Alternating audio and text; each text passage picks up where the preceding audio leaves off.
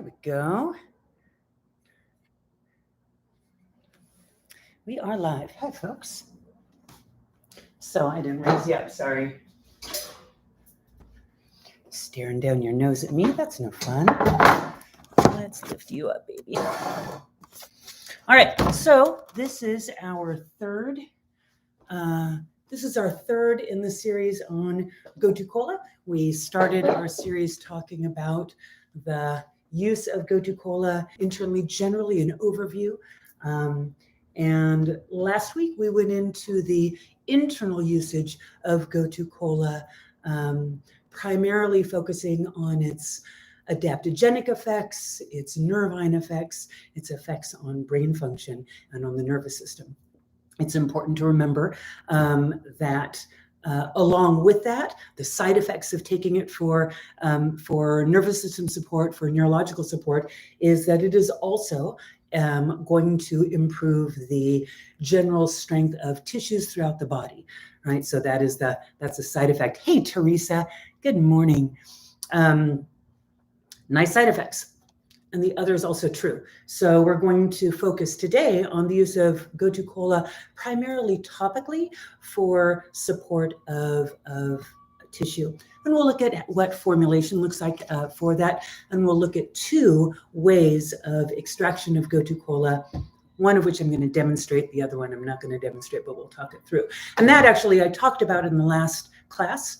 One of the great things about Gotu Kola is its wide spectrum of chemistry and its affinity for different types of solvents. So Gotu Kola is one of those plants that you can play with pretty widely. You can make it into a tincture. You can make it as a tea, which we looked at last week.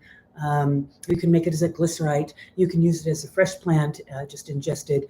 You can also infuse it into oil. That's what we're going to be looking at today. And you can also extract it into vinegar for topical usage or internal usage. So in all of those things, it's just going to be wonderful. It responds well to a wide range of chemistry. And yes, the specific chemistry of all of those extraction forms is going to be slightly varying because you have different solubility and you have different chemicals that are going to be extracted in there. But all of them seem to overlap in their ability to support tissue health, to improve circulation, to support the nervous system. I do tend to think that generally, if you are going to be using Gotu Kola for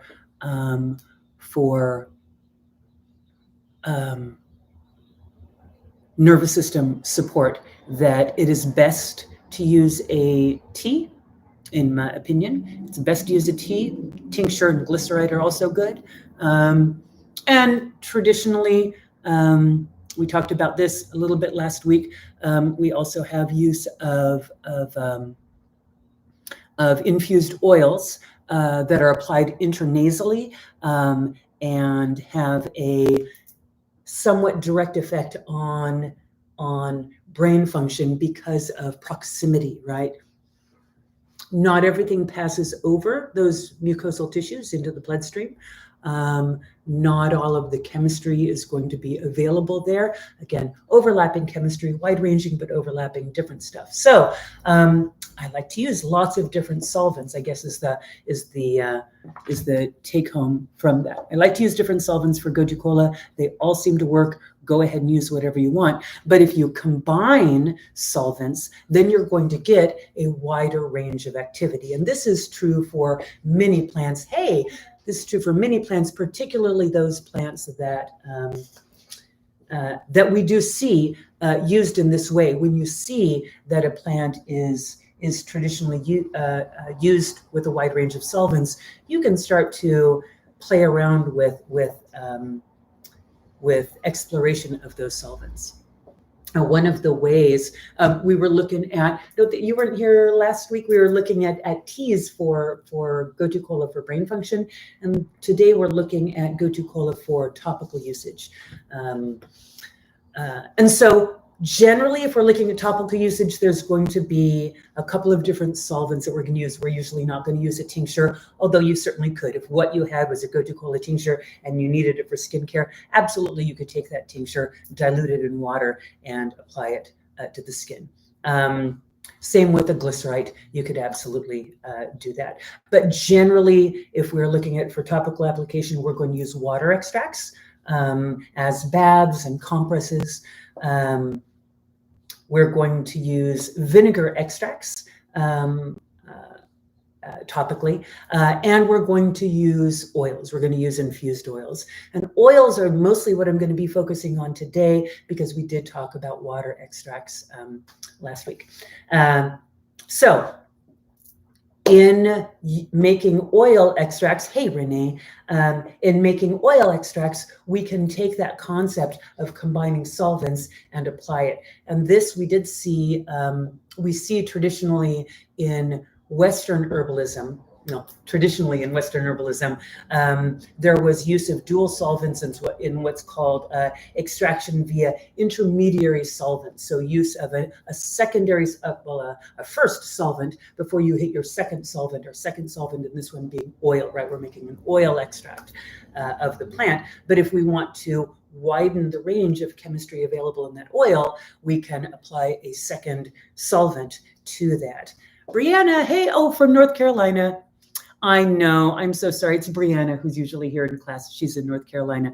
Well, we'll just have to do it again when you're here. But I'm glad you were able to check in.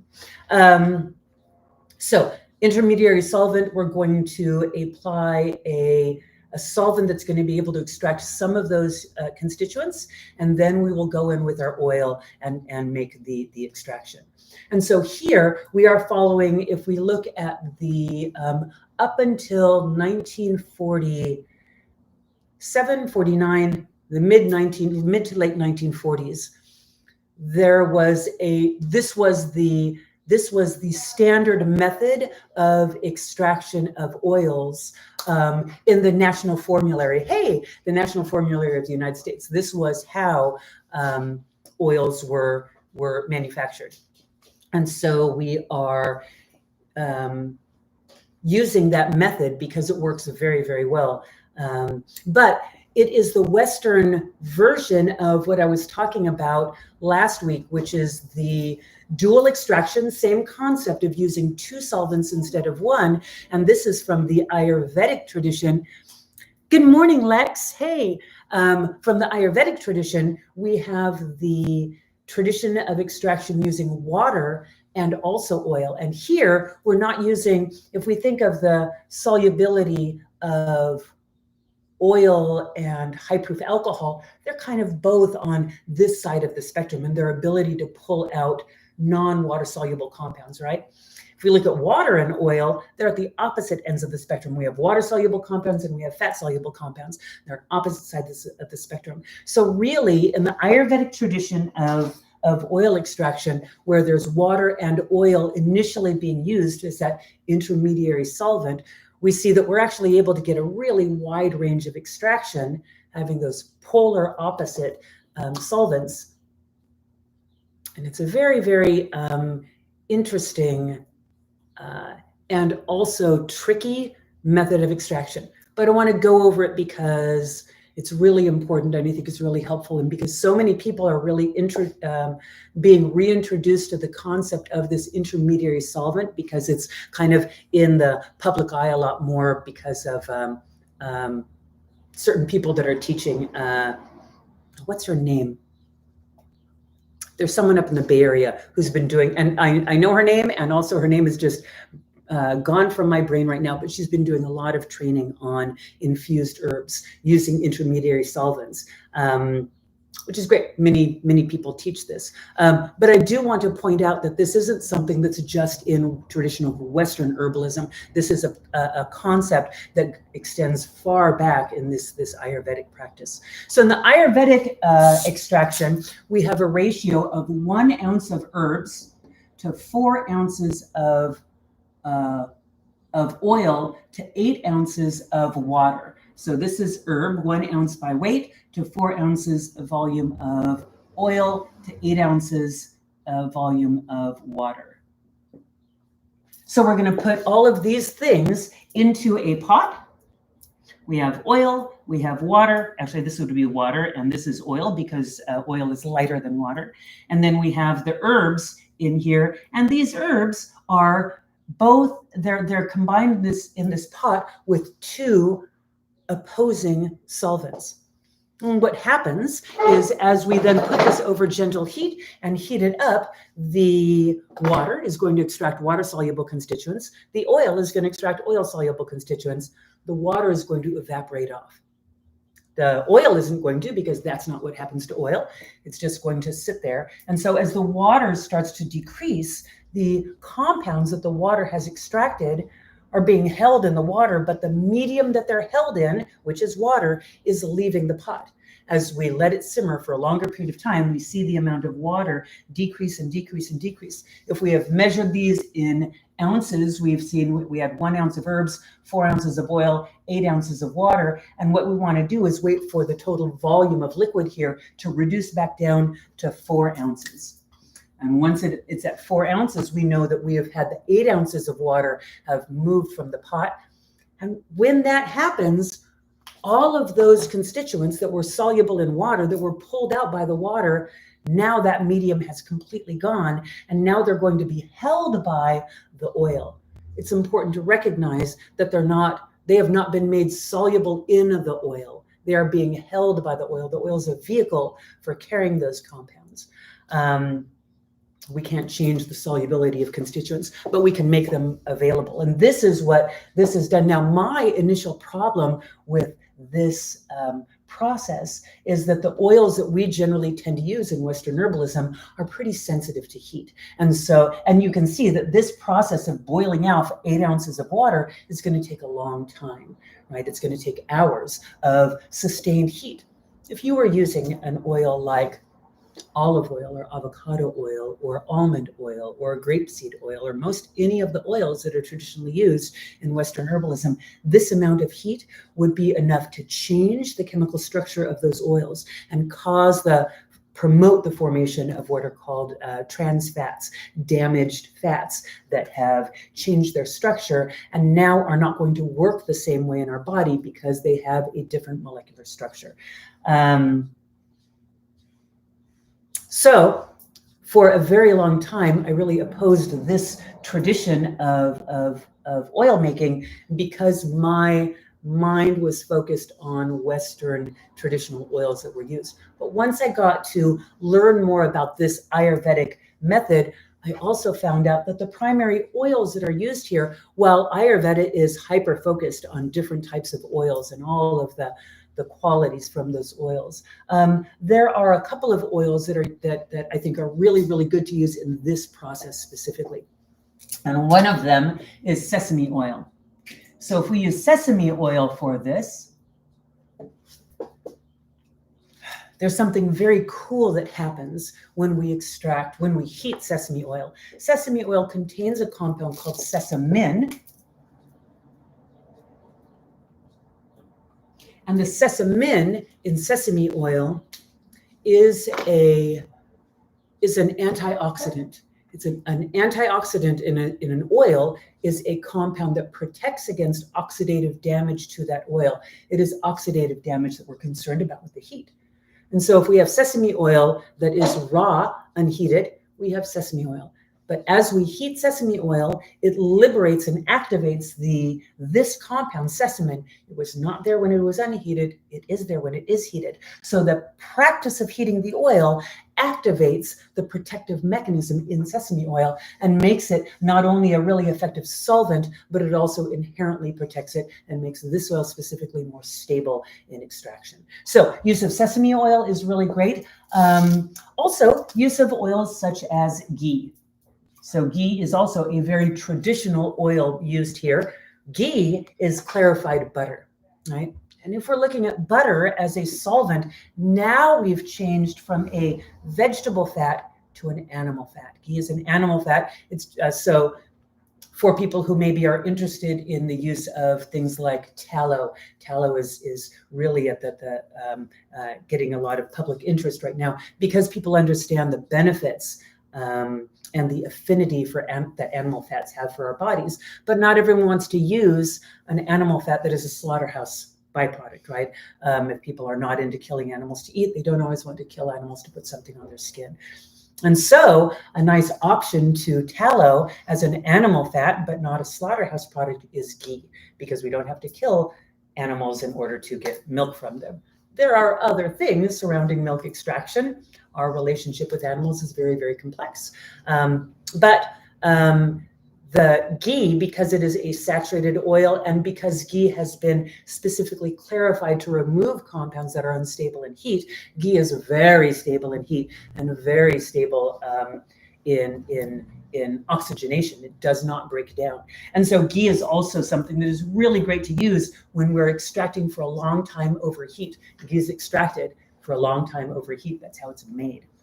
And the chemistry is really stable. So these are two oils that I think are particularly good for that practice, for the Ayurvedic practice of extraction. And you can make a profoundly effective plant extract in this way. But it's going to take many, many hours, and it's just a pain in the butt. And if you leave any of that water in there, if there is even a drop of water that is still left in your infused oil, then it's very likely it's going to go bad. And all of that work will be for nothing. You will have ruined your oil and you're going to have to throw it away. And it's very, very sad to do that. So it's a fun thing to think about. Y'all might want to experiment with that. I certainly encourage you to. But if you want that same concept of that enhanced range of compounds, but not waiting for 7 hours over a pot, this is the process to use. Lex says, what if you're using ghee or tallow that is not from a grass-fed source? Asking because I have some beef fat that I like to turn into tallow, but it's not grass-fed. Yeah, so you are going to not have some of the fatty acids that are available in grass-fed beef. Most notably, there is a different range of omega-6 fats. We talked about this in class, Lex, where we want to remember that the fat content of animals is diet dependent. It's not species dependent. So we can get omega-3 fatty acids from salmon because it's a deep sea cold water fish, and a deep sea cold water fish has a diet that contains a high amount of DHA and EPA, omega-3 fatty acids. Our body converts and makes those. And so that fish in that environment has a high amount of those fatty acids. But if we take a salmon and if we have it in a fish farm and it's in neutral water, not the colder water, and it's fed Purina fish chow, which is what they're fed, then the fatty acid content of that fish is going to be skewed. It's going to have a much higher amount of omega-6 fats and not the omega-3 fats, because the fat content of an animal's body is diet specific, not species specific. And just because it's a specific species, it doesn't mean it has that fat content. And the reason this applies to the grass-fed beef is because if beef is fed a grass diet, they have the nutrients to make a high amount of omega-3 fats, because there's a high amount of the ALA, the vegan source of omega-3 fats there. And so their milk, their fat, their everything that they have is going to have a higher amount of omega-3s and a lower amount of omega-6 fatty acids. But if they are not grass-fed, then they're being fed grains, they're fed soy, they're fed high omega-6 compounds. And so that same tallow is going to be higher in omega-6 fatty acids and lower in omega-3 fatty acids, because fatty acid content is diet specific, not species specific. That's the difference. Yeah. So the benefits of reduction of inflammation are not going to be there. And actually omega-6 fatty acids are a little bit pro-inflammatory, but they're also really important for barrier function in the skin. So I would use it because it's there and it's really good. And it's more than just the omega-3 and omega-6 fatty acid ratios that are there, but that is the primary reason. Yes. Yes. How do you make sure that there's no water in it so that yes. it won't go bad? Yes. Let me get back to you as soon as I say there was something else. Yeah, no problem, Lex.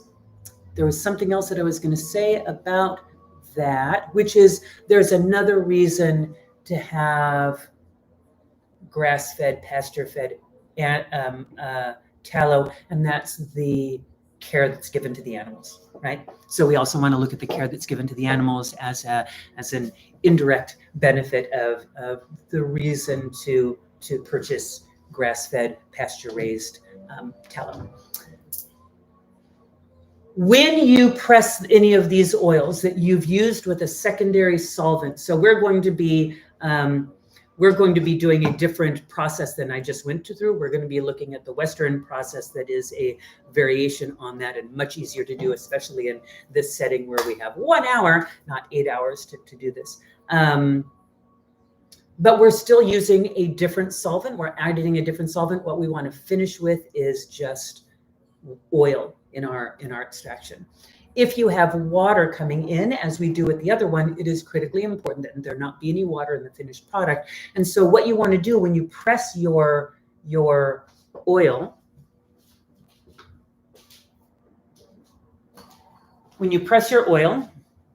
you're going to have it in a jar, and you're going to let that sit overnight for 24 hours.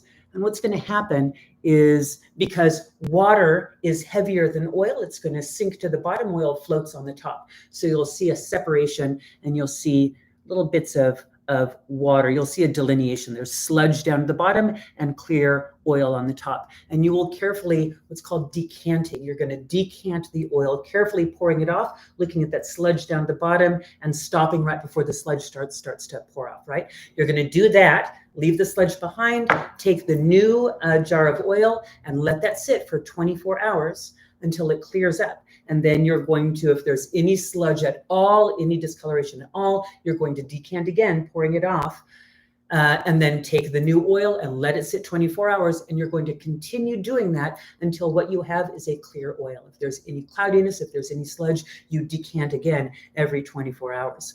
If you do that, you should end up with an oil where all of the water has been taken out, because water is always going to fall to the bottom eventually. You're just going to have to do it repeatedly. And that depends on how much oil was in your initial extraction. I'm making a fresh comfrey oil right now, which has a huge amount of water because comfrey is really, really juicy. And so I have to do this repeatedly.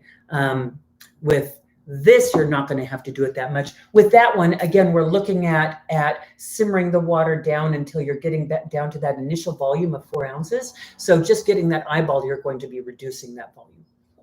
So does that answer your question? Yes. Great. Okay. All right. So the National Formulary Intermediary Solvent Method, which is the Western version of this, used to use, if you actually go into the National Formulary, you'll see that they actually use 2 compounds as the intermediary solvents. One of them is alcohol. So this, we have 190 proof organic sugarcane alcohol. This is just pure alcohol with nothing else in it. And this is optimal for this process. What you can't use for this process is vodka. We do fresh oil infusions.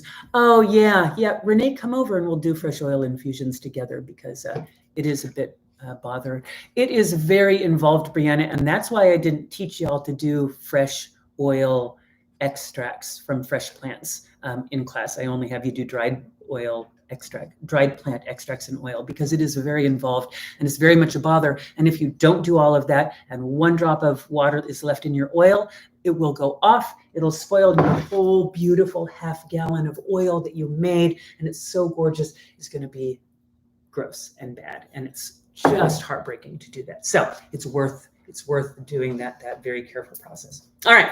You don't have to be quite so careful if you're doing this, because we're not going to be introducing water. So we want to use 190 proof alcohol when we're able to get it, because we don't want to be introducing any amount of water into this, right? If you're using vodka, because vodka is, what a lot of people have, or Everclear, here the highest proof alcohol in California, even if you buy Everclear, the highest proof alcohol you're going to be able to find is 120 proof, which is 60% alcohol, which means that it's 40% water. All right. So most of what you'll be putting into your formula is water. And now you have water in your oil extract, and all of those cautions that I just talked about apply. If you use vodka, the standard vodka that most people have in their homes is 80 proof. 80 proof, the proof is twice the percentage of alcohol. So 80 proof is 40% alcohol. That means it's 60% water. There's more water than alcohol in there. And that means if you're using vodka as your intermediary solvent, you're adding much more amount of water in there, and the cautions apply. All right, so you just want to get the highest amount of alcohol that you can possibly get for this process. The other thing that I want to point out is that you don't always need to use this process. There are plants that don't require a secondary solvent. There are plants that extract just fine using just oil by itself. Comfrey is one of those. I don't use a secondary solvent with comfrey because it loves extracting in water. And there's nothing that oil is providing that in oil. There's nothing that alcohol is providing that's significantly going to change that. Gotu Kola I like using because, again, we have something that has that very wide range of chemistry, and we're going to likely pull out more and more compounds. So what we're going to do is we're going to take Gotu Kola and we are going to grind it to a powder. We are using dried plants for this process. This is a process really that we're just using dried plants for. So we're going to take our Gotu Kola. If you want to measure it, you can do a 1:5 extraction, which is our standard ratio of extraction of dried plants to whatever solvent you're using, whether that is glycerin or alcohol or oil or vinegar. It is a safe bet that a 1 ounce for every 1 ounce by weight for every 5 ounces by volume of your of whatever menstruum you're using, it's likely that that is going to be a good amount of plant material to your solvent, so that you saturate your solvent with as much plant material as possible, but you're not wasting either the solvent or plant material. So we're going to grind it to a powder. I use a NutriBullet for this. You can use coffee grinder. You don't really want to use a mortar and pestle for this because you're going to be here all day long. So it's worth getting a coffee grinder. I was going to say Target special. I don't go to Target. Yeah, go somewhere where you can get like a $20, $25 coffee grinder and use that. You'll be able to grind most of your herbs with that. Or NutriBullets, which I'm not paid by NutriBullet. I just really, really love NutriBullets as very, very handy tools in the herbal apothecary. I'm going to grind this now. It's going to be loud. If you're listening, watch your ears. I'm going to count to 3 and I'm going to turn it on. I don't want you to be hurt. Ready? 1, 2, 3.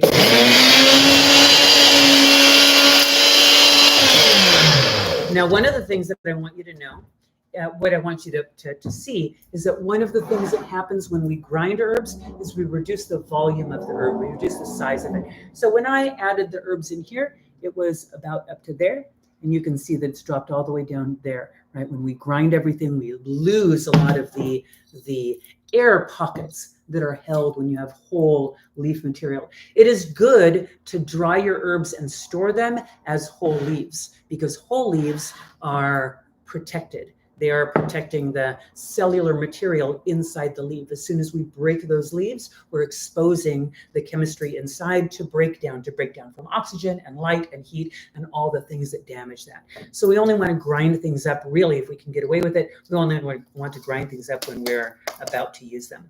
And it doesn't need to be a fine powder. We're just breaking up the cell walls and we're compacting a little bit. So we have our ground herbs. And then what we're going to do, I'm going to grind a little bit more than that, because that's the thing. When you do grind them, you realize, oh, no, I needed a lot more than that, because there's just not a whole lot there. So we grind it to release that surface area. I'm going to grind again. Watch your ears. Here we go. 3, 2, 1.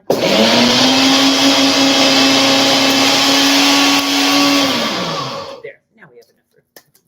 So then what you're going to do is you're going to take your herbs and you're going to treat it with your intermediary alcohol. That's what you're going to do today. So this is why it gets so dusty inside the apothecary, because herb dust. So you're going to fill your jar about halfway with your ground herbs. About halfway in a jar is about a 1-to-5 ratio with ground herbs. Didn't hurt yours, but got dizzy from the shaking of the camera. Oh, did the camera, did the table must have vibrated with that. Sorry. So we're going to fill this about halfway with our plant material.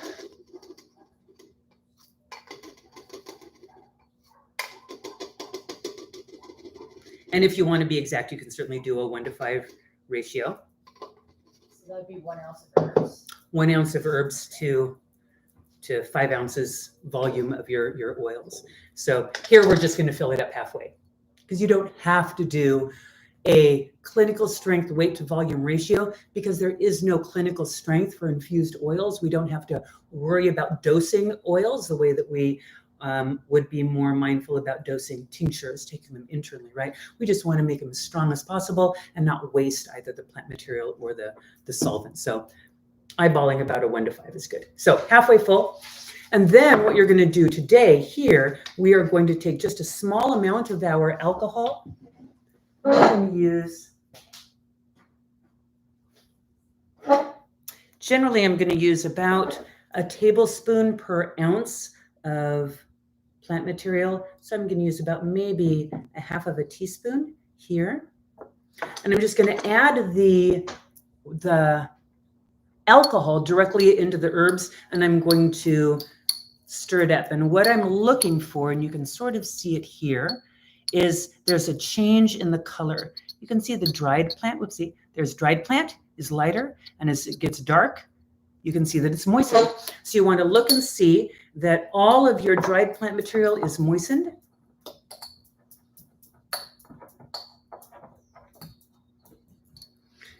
And you want to go all the way down to the bottom. So all the dried plant material is moistened, and that when you compact it down, it sort of has the consistency and the ability to compact like wet sand, right? What we don't want is we don't want an excessive amount of alcohol in here. We certainly don't want alcohol pooling down at the bottom. A lot of people use this intermediary solvent method and use a far larger amount of alcohol than I think is needed. And the problem with that is there's going to be alcohol in your finished product. And while it's not going to cause the product to go off, because alcohol doesn't support the growth of bacteria the way that water does, nonetheless, it is going to be alcohol in your finished product. And yes, alcohol is volatile and it will eventually vaporize and go out. But how long does that take? And do you really want that in your herbs?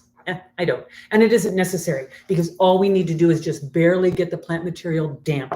That's going to be enough for that alcohol to start breaking down the plant material. We're not extracting it into the alcohol. That's not our goal. We're going to extract it into the oil. The alcohol is just there to dampen the plant material and start that breakdown process, start the separation of plant chemistry from the plant material, right?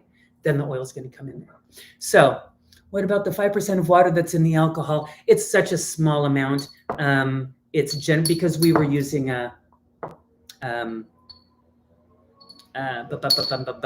a small amount of plant volume, of alcohol volume, that 5% of water that's in the alcohol is really minuscule. And it is also volatile. So we do lose some water. Water vaporizes as well. It turns into a gas. I've never had any problems from the oil from the alcohol. Although Renee does bring up a good point that technically there is some alcohol in here, even though it's 190 proof, is 95% alcohol. That is still 5% water. It's just itsy bitsy, and stop being a nitpicker. And alcohol will always dilute down. It'll dilute itself down to 95%. Even if you get 100% alcohol, it's going to dilute to 95%, because 100% alcohol is unstable. It's only stable when it's at 95%. So there's always going to be some water in it. I've never seen it harm the oil, because that amount of alcohol of water, yeah, I guess it's just the amount of alcohol is more protective, because alcohol is also a preservative. And so if there is any of that there, the 95% alcohol is inhibiting that 5% water, would be my guess. Because when you do have alcohol in your product, and you'll notice this when you're making it at home, when you add in your oil, which you'll be doing, you'll add in oil and let it sit. When you open up the container and smell it, you'll actually smell some alcohol that is in the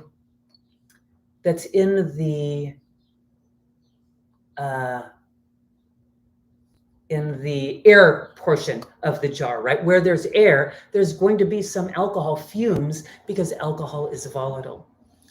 But that is actually a beneficial thing, because when there are alcohol fumes in that air being trapped in there, that is exerting a protective effect on the surface of the oil and the plant material.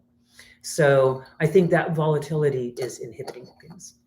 So there you go. That's what you're going to be doing today. You're going to be taking your Gotu Kola, putting it into your jar about halfway, treating it with alcohol and stirring it around. And then what you're going to do is you're going to let that sit overnight. Let that alcohol just have a chance to break down that plant material.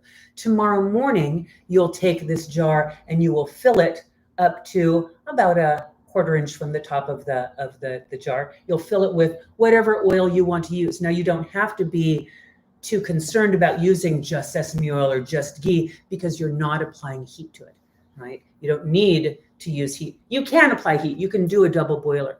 You don't have to. So you're just going to add your oil there, shake it up, and then you can leave it for X amount of time, however long you want to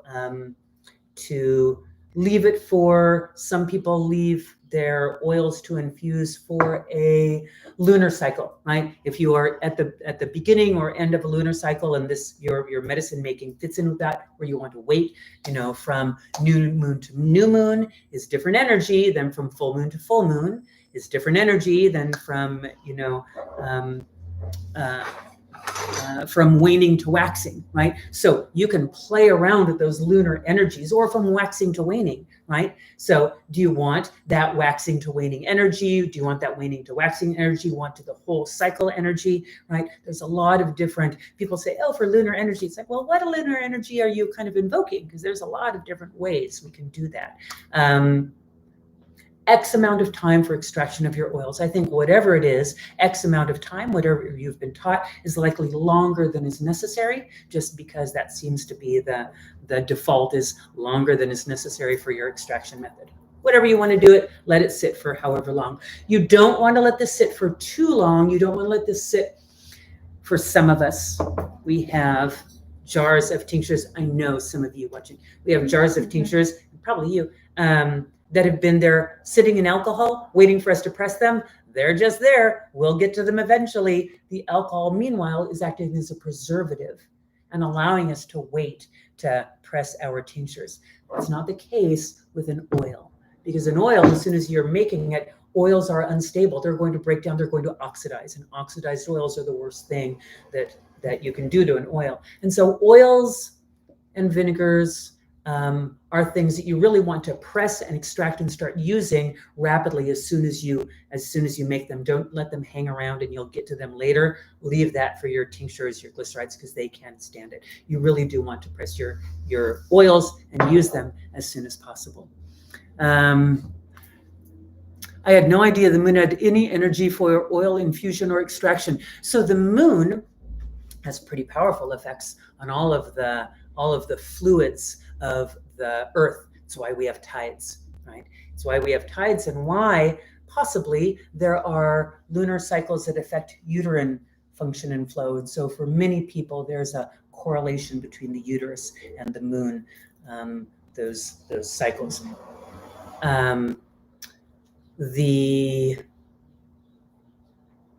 So that lunar energy, if we look at a full lunar cycle, which is 28 days, we can see the moon going. If we look at full moon to full moon, right? That full moon, it wanes, it goes down, and then it waxes, it comes back up again.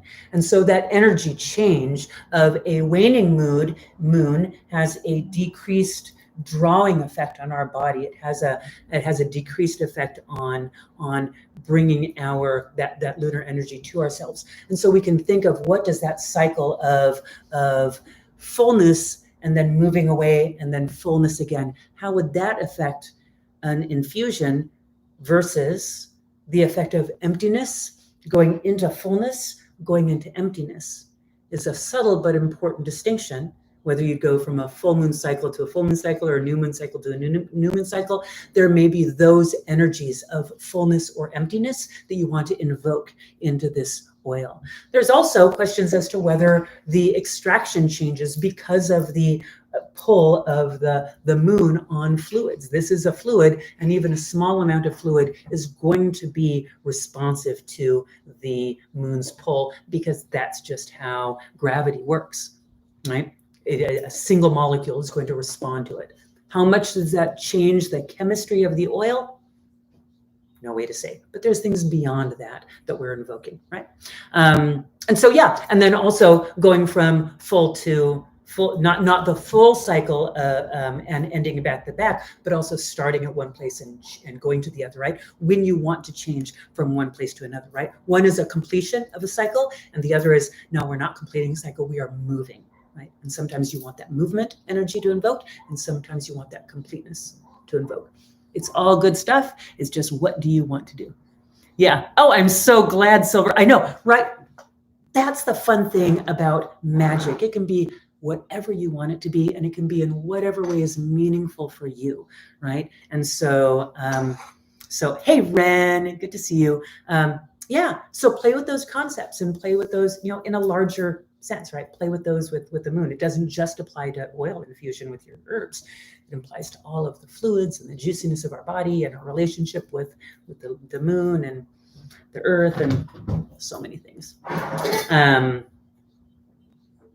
All right. And there's probably things beyond that in astrology kind of things. I don't do astrology, so I can't even speak to that part of it, but astrological folks will also give you a whole bunch of lunar stuff. Oh, thank you. Thank you. I don't, I'm one of those weird magical people who is like, well, I can do magic when there's science behind it. But yeah, it's like I'm an atheist, but I love deities for the concepts behind them. I find that helpful, but yeah. Anyway, there you go. That is the process for making any oil with this intermediary extraction. Oh, Brianna said, I really love this method with the calendula oil. And I don't know, had you ever made a calendula oil without the intermediary extraction? Because it's significantly different. That is one of the things I really love, making calendula oils more than almost any other method, with more than any other plant with this method, just because the difference in a calendula infusion using the intermediary solvent and without is significantly different. The color is different. It is a more vibrant, it's a deeper golder color. And that shows you organoleptic testing, using your organs of sense to see the presence or absence of chemistry in the finished product. You can see there's more chemistry in this because it's a deeper orange color. Right? Those are the resins that are being pulled out that are just, they like alcohol. They like the combination of alcohol and water. That's what we're using. Yeah. So that is Gotu Kola. And so we will use, I'm going to put this over here and you can do, here's mine so you can see what you're doing. Here's alcohol. Here's jars. Hold on, folks, I'm on the back.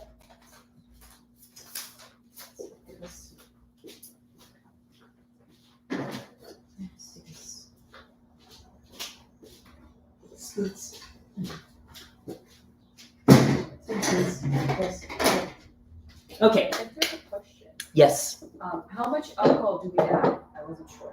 A very small amount. You're going to add about a half of a teaspoon of alcohol. That's about what I've got in there. So we're not measuring it right now. You're just going to kind of eyeball. So you can eyeball the alcohol, add in a small amount, mix it around, and do that. Look for the change in color and look for the ability to compress the plant material like it's wet sand. If you can't compress it, it means that you haven't put enough alcohol in there because the plant material is desiccated, it's dried out, it's going to rehydrate itself. And if you put too little, then it's going to absorb all of that, but you're not going to see its ability to maintain an imprint of the tool on the plant material, right? So that's what you're looking for, is you're looking for a change in the color and then the ability to compress, but you don't want that extra fluid. You don't want any accumulation of alcohol in the bottom. If you do have it, it's not that big a deal. It just means that you should let the alcohol evaporate from your oil when it's done. And lots of people do it that way. A lot of people make their oils specifically with that higher amount of alcohol in there. I just think it's a bad idea. So you go ahead and do that. And I want to talk a little bit about, do you have any questions about that? Yes. I have one more question about the other method you said. Mhm. How do you said when it goes bad, how do you know when it goes bad? Oh, you will smell it and you'll see it. There will be things growing in it. It will smell gross. It'll be, you start with a clear oil and the oil starts to get cloudy. Yeah. Okay. It'll be going bad. Thank you. Haven't made it myself without, but compared it to another one I had. Yeah, found it to be much more therapeutic. Exactly. Well, Brianna, I'm particularly excited for you to try making it because yeah, it's really fun to see that. So let's look at, as they are going to be making their infusions there, I want to talk about formulations with Gotu Kola topically. So we have a couple of different categories of ways that we can use Gotu Kola. And you can, the nice thing about making infused oils is you can take any of these or many of these formulas that we're going to go through. I'm just going to give kind of a couple of formulas for demonstration purposes of the wide range of applications for something like Gotu Kola topically. You can combine all the herbs together and do infused oils with the combined herbs. You can make single herbs by themselves. And then we can also use other solvents because these combinations are not necessarily just for our infused oils. All right, so Gotu Kola topically, this is focusing on topical use. If we're using it for reduction of inflammation, right, we're dealing with sore muscles, bruises, right? So Gotu Kola plus arnica. And here we could use either the Mexican arnica or we could use the European arnica. Mexican arnica is heterotheca. It is a plant that is common around here. It is the arnica that you generally see in a botanica. It's also the arnica that you see if you go into Mexico, you go into a botanica and you see the big green arnica salves from Mexico. Those are not true arnica. They're not the European arnica. They are the Mexican arnica heterotheca. They're great, works really wonderfully. That is a much safer arnica. It's also a much more abundant arnica. True European arnica, Arnica montana, hasn't been available on the market for many years. So you can't get it. So yeah, Mexican arnica is probably what you're going to be using. Mexican arnica is safer. I like it better when you want a wider range. So arnica, you can also use goldenrod. And goldenrod is a fun plant to use for muscle and skin. It's really therapeutic. It is very, very, very abundant for many people. It's a common weed. And goldenrod is pretty profoundly anti-inflammatory, pain relieving, supporting healthy muscles, ligaments, tendons. It's just great. So arnica and goldenrod together with Gotu Kola, really nice for muscles, achiness, all of that. If we want something for just basic tissue support, we could use Gotu Kola and add our standard tissue support herbs. And so this would be with calendula, right? Calendula being one of the primary plants we use for that. We could throw plantain in there, right? We could throw in elderflower here. In fact, elderflower could be in this category. It could be in this category. We can see a lot of that in this formulation. There's a lot of things that could be in lots of different categories. Here, calendula, plantain, elderflower. I like thinking of elderflower just because we were just talking about that. That was our last class. So hey, we'll bring them all together. So this would be a great, just all-purpose wound care, supportive tissue. I just want to heal tissue, topically blend, infused into oil, infused into vinegar, infused into water. This would be great. How's your lens looking? Does that feel nice? Yep. And you're able to compress. Perfect. Yep. Awesome. Yay. So would you strain it? So you put the oil in it, Mm-hmm. and then would you strain it? Yes. So after you are finished extracting in your oil, you're going to get a label and put the label on the lid so you remember what it is that you have in there. You think you're going to remember, you might remember, but you might not. So always label your stuff. When you're done, you're going to strain it. I know so many favorites. Yeah, and that's the lovely thing about formulation is you can always just switch around things. Actually, let me finish with this, and then we'll go into to straining, so I don't confuse folks. You can combine Gotu Kola and rose for like astringency, for tonifying skin. Right now, here, if you're adding it with rose, this would not be appropriate for an oil extraction, right? Because the tannins, the flavonoids in rose, they're lovely, but they are not soluble in oil. And so rose infused into oil, you're not going to be getting any of those astringency effects. You're going to be getting the aromatics, and that may be wonderful for you. But if you're using it for astringency, here, that combination of Gotu Kola and rose would be pretty nice in a vinegar extract, would be wonderful in a vinegar extract for heat signs in the skin, for reducing inflammation and instability in the skin. Gotu Kola and rose is wonderful, just not in an oil.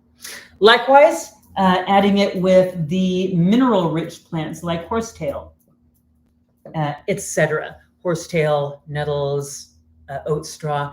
These are all plants that are going to be great for Gotu Kola for strengthening tissues. But here, again, we don't want to use the oils because oils don't extract minerals very well. Here, this would be really great with a vinegar extraction. Right? Vinegar extraction and applied to the scalp, to the hair, to the skin for providing nutrients for strengthening those tissues. And then finally, a great blend for dryness, inflammation in tissues, even deeper tissues that's secondary to a dryness pattern and not necessarily a trauma or damage pattern, right? Here would be inflammation due to trauma, and here would be just inflammation due to dryness. We can add Gotu Kola and comfrey and licorice and Solomon seal. That combination would be exceptional for joint pain and inflammation, in particular, ligament and tendon, right? These are plants that bring moisture into deep connective tissue. And so when there's connective tissue damage, trauma, that primarily presents with a dryness pattern. So what would that look like? It would look like not a lot of swelling in those joints, right? That's fluid accumulation in those joints. But we would hear crepitus. Crepitus.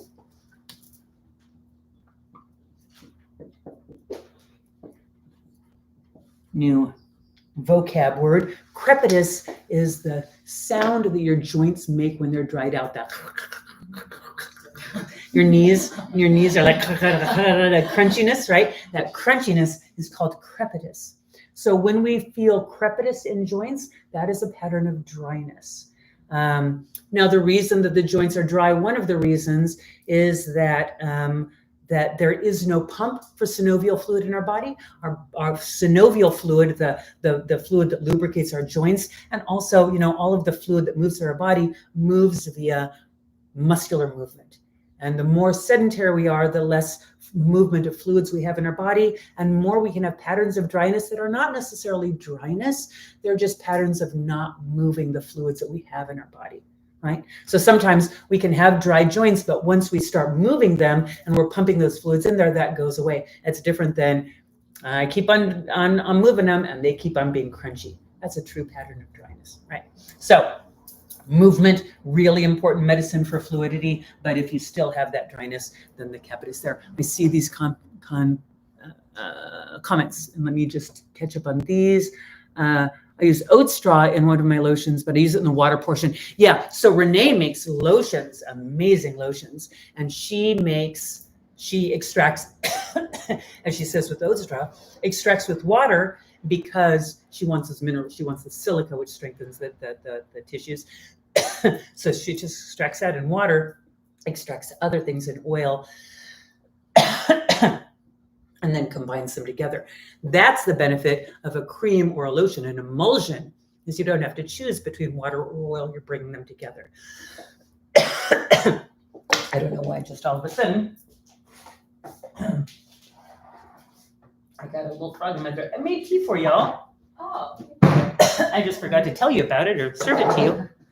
But there's tea for you. It's Gotu Kola and rosemary and cinnamon and orange peel.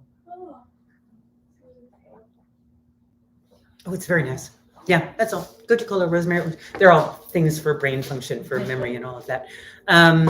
So when you want to use things like the rose or horsetail, they're like, oh, I know the chemistry of those is water soluble, but I really want them in my oil.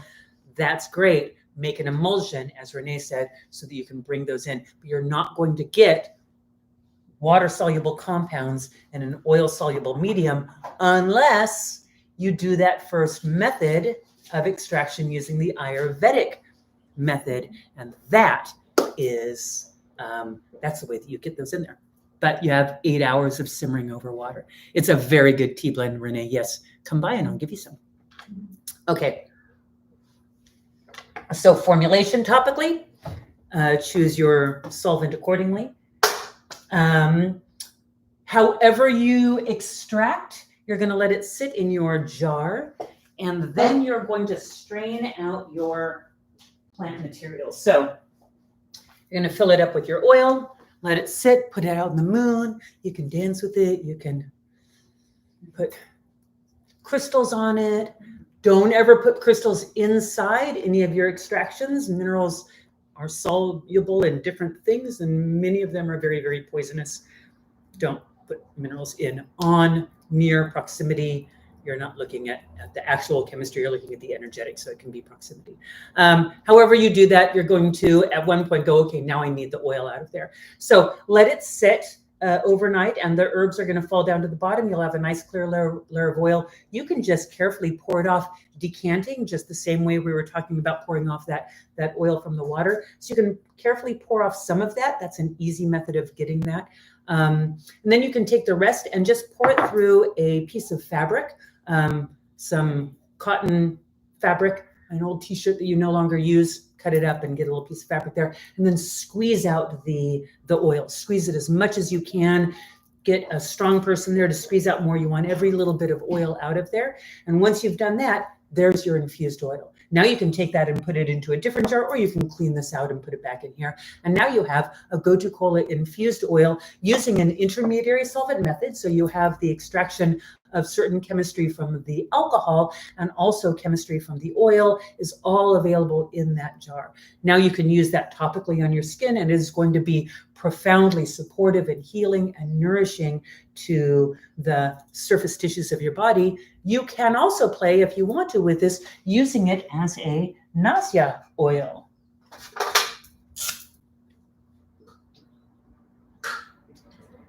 Nasya is the application of oils in the intranasal tissues. So you're going to be putting the oil on your finger and applying it to the nasal mucosa, or putting it into a dropper, and you lay over the side of the bed and you drop it into your nose and snort it up and move it around. What you want to do is you want to coat the nasal mucosa with this oil. The nasal mucosa is a very rich network of blood vessels, an incredibly rich network of blood vessels. And topical application of compounds that can be absorbed into blood vessels, we bypass the whole digestive mechanism, and we have that chemistry going right into the bloodstream. Bypassing digestion is immediately available. We don't have 100% absorption of stuff. That's not how transdermal absorption works, but we do have a lot of it. And so nausea oils are often used for mental alertness, mental acuity, and using Gotu Kola there is perfect because of the proximity to the brain and because the affinity that Gotu Kola has to the brain. So you can try that. If you wanted to add a little bit of something like rosemary in here, because rosemary is also kind of aromatic and brightening, you could certainly put, when you get home, just add a little bit of rosemary in there and change that. You would never want to use essential oils if you're putting up your nose, right? But whole plants is fine. So you're going to squeeze out your oil and then use it. Now the mark left over, this is a pretty small amount because you're making just a small jar. But if you're making a big amount of this, once you squeeze it out, if you were making a jar like this size, you'd have a pretty good amount of that mark. The mark is the leftover plant material, right? That leftover mark has had extraction using oil, right? Oil is your solvent. You've extracted using oil. What that mark did not have is extraction using water, right? And so all of the water-soluble stuff, less the little bit that was extracted with the alcohol treatment, there still is a lot of water-soluble stuff that never got extracted there because you never used water as one of your solvents. You've used alcohol, you've used oil, but you haven't used water. And there's a lot of water solubility in Gotu Kola. There's also going to be a lot of oil that's left in there that you didn't squeeze out because the plant material just absorbs some of that. So I really love taking the mark and putting the mark into another piece of fabric, gather that all up, tie it up, and make a little tea ball with the oil-infused plant material and throw that into your bathtub because your bathtub is water. And now you're going to get water extraction of all of that plant material. Everything that was water soluble that did not come out into your oil is going to come out very readily, very easily into that bath, right? Now you've got water.